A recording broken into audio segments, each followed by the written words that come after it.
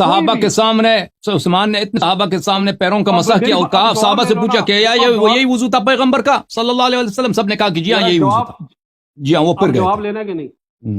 جواب لے لو نا. پھر دیکھو پھر تم سوال کرتے ہو. وہ پھر گئے تھے. عثمان کو خلیفہ بننے کے بعد وضو نہیں آتی تھی بھائی. بعد میں ان کو پتہ چل گیا کہ پیروں کو دھونا ہوتا ہے.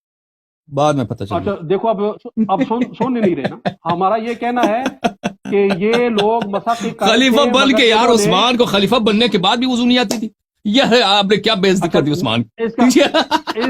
حضرت عثمان غنی رضی اللہ تعالی عنہ کا مذاق اڑانا اور حضرت عثمان غنی رضی اللہ تعالی عنہ کے لیے حسن کا یہ بات کہنا کہ حضرت عثمان غنی کو تو خلیفہ بننے کے بعد بھی وضو نہیں آتا تھا، اور اس کو بطور مذاق جو ہے وہ ہنسنا اس بات کے اوپر، یہ اس بات کی پختہ دلیل ہے کہ دل میں سوائے بغض صحابہ کے اور کچھ نہیں ہے. اور حضرت علی کی محبت میں یہ اتنا غلو کر چکا ہے کہ حضرت عثمان غنی رضی اللہ تعالیٰ عنہ کی تعظیم و توقیر سب کو پس پشت ڈال دیا ہے. یہ حسن کہنے لگا کہ حضرت عثمان غنی رضی اللہ تعالیٰ عنہ کو تو وضو تک نہیں آتا تھا اور آپ خلیفہ بن گئے. تو میں یہ کہتا ہوں اگر اس نے صرف اپنی کتابیں پڑھی ہوتی نا اور اپنے مصنفین کو پڑھا ہوتا تو یہ بات کبھی اس کو کہنے کی جرت نہ ہوتی. اب سنیے ان کا مصنف یہ حسن چونکہ اس طرح کی کتابوں کا بہت زیادہ مطالعہ کرتا ہے تو یہ کتاب پڑھی ہوگی جو کہ فروع کافی کے نام سے بڑی مشہور ہے، اور لکھنے والے شیخ ابو جعفر کلینی ہیں. وہ روایت کرتے ہیں کہ ان محمد ابن علی الحلبی قال سمعت ابا عبد اللہ علیہ السلام یقول اختلاف بن العباس من المحتوم والنداء من المحتوم وخروج القائم من المحتوم قلت وكيف النداء قال ينادي مناد من السماء اول النهار الا ان عليا وشيعته هم الفائزون قال وينادي مناد في آخر النهار الا ان عثمان وشيعته هم الفائزون. لکھنے والے کون؟ کتاب فروع کافی لکھنے والے شیخ ابو جعفر محمد بن یعقوب کلینی متوفی 328 ہجری. کیا لکھ رہے ہیں؟ حلبی کہتے ہیں کہ ابو عبداللہ علیہ السلام نے فرمایا بنو عباس کا اختلاف حتمی ہے، ندا حتمی ہے، مہدی کا ظہور حتمی ہے. تو میں نے پوچھا ندا کیا ہوگی؟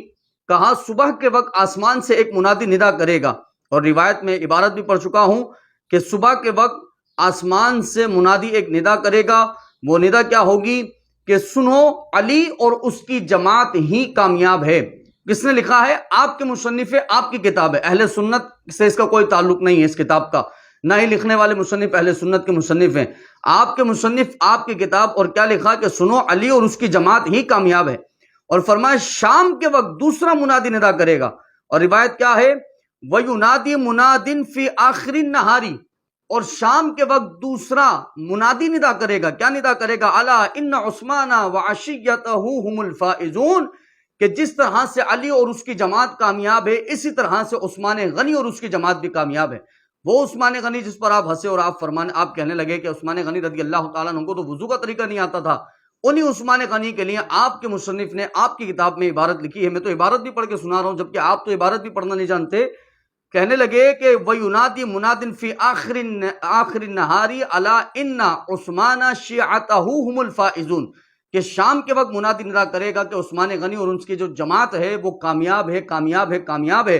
یہ فروع کافی لکھنے والے شیخ ابو جعفر بن یعقوب محمد بن یعقوب الکلینی، جنہوں نے اس عبارت کو کوٹ کر دیا ہے. اگر تم اپنی کتابیں پڑھے ہوتے نا حسن تو آج کبھی بھی اس طرح سے صحابی رسول کا مذاق نہیں اڑاتے اور ان پر اس طرح سے ہنستے نہیں. اور اب سنیے، کیونکہ تم علی والے ہو، پیچھے تم نے لکھ کر لکھا ہے کہ علی ولی اللہ. بے شک علی حضرت علی المرتضی اللہ کے ولی ہیں. جو علی والا ہونا وہ علی کی بات کو کبھی جو ہے وہ پس پشت نہیں ڈالتا ہے. نہج البلاغہ اتنی مشہور اور معروف اہل تشیع کی کتاب ہے کہ یہ سب جانتے ہیں کہ نہج البلاغہ خطبات علی پر مشتمل کتاب ہے.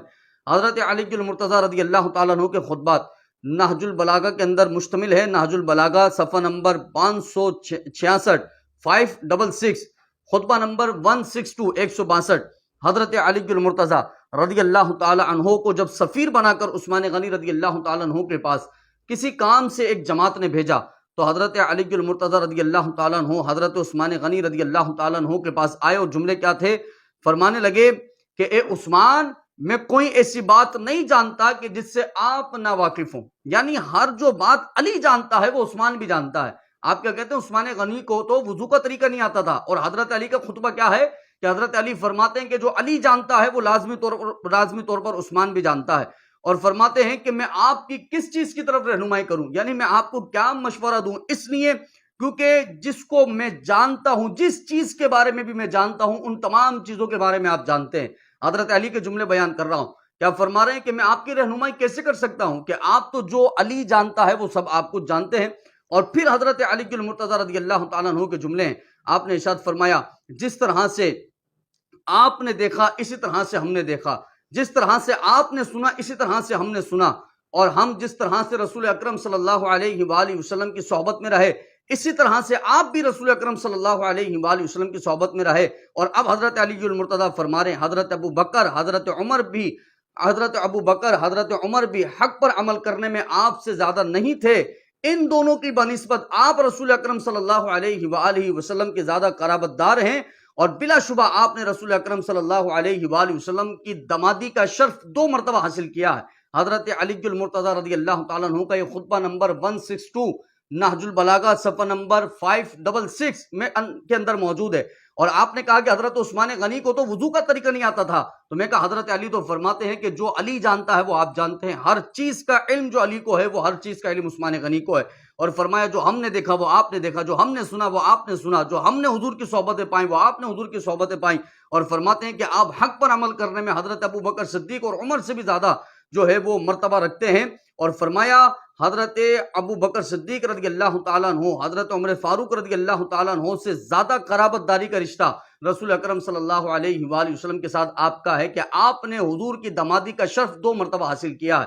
تو میں یہ کہتا ہوں حسن کہ آپ نے تو اپنی کتابوں کا مطالعہ نہیں کیا، غیروں کی کتابوں کا آپ نے کیا مطالعہ کرنا ہے؟ اگر آپ اپنی کتابیں پڑھے ہوتے نا، اور آپ کو پتا ہوتا کہ فروع کافی میں شیخ ابو جعفر کلینی نے کیا لکھا ہے، اور نہج البلاغہ کے اندر حضرت علی المرتضی کے خطبات کے اندر کیا موجود ہے، کہ خدا کی قسم کبھی بھی اس طرح کی نازیبہ گفتگو حضرت عثمان غنی رضی اللہ تعالیٰ عنہ کے لیے استعمال نہیں کرتے۔ لیکن آپ کو پھر وہی دعوت تبلیغ دیتا ہوں کہ آپ آ جائیں اور توبہ کریں، اور اپنے عقائد اور نظریات سے توبہ کر کے تائب ہو کر انہی صحابہ کا حضرت عثمان غنی رضی اللہ تعالیٰ عنہ کے غلام بن جائیں، پھر دیکھیں زندگی میں اللہ رب العزت کیسی رحمتوں کی بارشوں کا نزول فرماتا ہے۔ لیکن اسی طرح سے اگر گستاخیاں کرتے رہے اور برملا صحابی رسول پر ہنستے رہے تو خدا کی قسم دنیا بھی برباد، آخرت بھی برباد، حشر کے میدان میں بھی ذلیل و رسوا ہونا ہے۔ اللہ رب العزت سے دعا ہے کہ ہم سب کو ہدایت کے راستے پر قائم و دائم رہنے